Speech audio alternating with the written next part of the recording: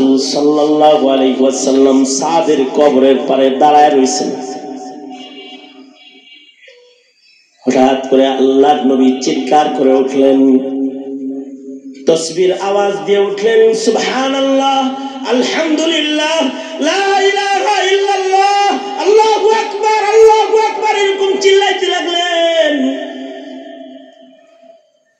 কিছু সময় পরে আল্লাহর রাসূল কবরের পাশ থেকে সরে পড়লেন। সাহাবীরা জিজ্ঞাসা করে, ওগো আল্লাহর নবী, জীবনে কোনোদিন কবরের পারে দাঁড়ায় আপনাকে এমন ভাবে জোরে তাসবিহ পড়তে শুনি নাই, কি জন্য এত জোরে জোরে তাসবিহ পড়লেন? এত জোরে জোরে কেন চিৎকার করে তাসবিহ পড়লেন? আমার সাদের মৃত্যুতে তো আরো ছেলে গেছে, কত দামি, তার জানাজায় ৭০,০০০ রহমতের ফেরেশতা এসেছে, কত মর্যাদা তার।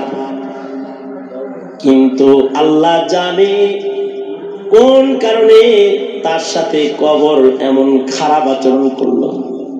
সে যখন কবরে গেছে তো তাকে কবরের মাটি দাবানি দিছে। আল্লাহ রাসূল বলে, আমার সন্তানটারে কবরের মাটি দাবাইতাছে, এটা দেখা মাটি যে চাপ দিবার লাগছে, এটা দেখা আমি চিৎকার করেছি। আমি যখন চিৎকার করে আল্লাহর দিকে মুতাওয়াজ্জিহ হয়েছি তো আল্লাহ তাআলা কবরকে ধমকি দিয়ে থামায় দিয়েছে। আমি তাসবিহ পড়ার পরে কবর শান্ত হয়েছে, আমার সাদের দাবাদাবি বন্ধ হয়েছে। অর্থাৎ যার মৃত্যুতে আরো সেরে যায়, যার জানাজায় ৭০,০০০ রহমতের ফেরেশতা আসে, তার কবরের ভেতরে যদি দাবাদাবি থাকে, নিজেকে নিজে আজকে এখন মুনাজাতের পূর্বে একটু জিজ্ঞাসা করে দেখো, গতকালকের ৫ বেলার নামাজও কি হক আদায় করে পড়তে পেরেছি? অথবা সিজদার হক আদায় করে কি আমাদের জবানে সুবহানা রাব্বিয়াল আলাটা উচ্চারিত হয়েছে?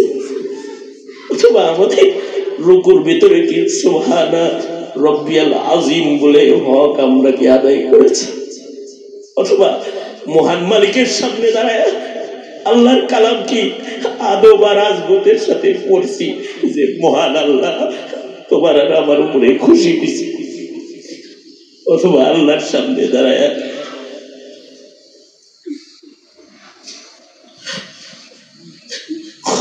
খাসিয়াতের সাথে রবের হুকুমের হাজিরাটা দিয়েছি কিনা?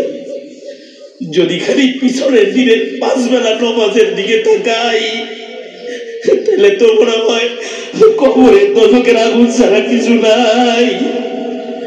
তাহলে তো মনে হয় আজরাইল যখন রূহ কবজ করতে আসবে, শাস্তি ছাড়া, কষ্ট ছাড়া নসিবে আর কিছু নাই। এই কারণে আল্লাহ তাআলা নির্দেশ করতেছেন, বান্দারে ওয়াবুদু রাব্বাকা হাত্তা ইয়াতিয়াকাল ইয়াকিন, ওয়াবুদু রাব্বাকা হাত্তা ইয়াতিয়াকাল ইয়াকিন।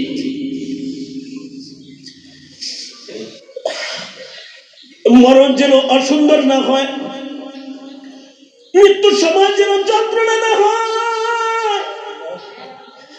কবরের লাশ নামাইলে যেন কবরের মাটি তোমার আমার চাপ না দেয়। জীবনে যখন কোনো মাহফিলে যাইবা, জীবনে যখন কোনো আল্লাহওয়ালার সোহবতে যাইবা, জীবনে যখন কোনো নেক মজলিসে যাইবা, তো আল্লাহরে বলবা, ওগো আল্লাহ, আমি নেককার না, কিন্তু নেককারদের কাছে বইছি, আল্লাহ তুমি আমার নেককার হিসেবে গণ্য নিও। যেদিন আমার ডাক দিবা সেদিন নেককার হিসেবে ডাকে নিও। যেদিন আমাকে কবরে যেতে হবে সেদিন কিন্তু কবরে নেককারের সাথে যে আচরণ হয় সেটা আমার সাথে কইরো। আর এটা হবে তখন যখন বান্দা ইবাদতকে নিজের কাজ বানাবে, ইবাদত থেকে অবসর নাই। ওয়াবুদু রাব্বাকা হাত্তা ইয়াতিয়াকাল ইয়াকিন।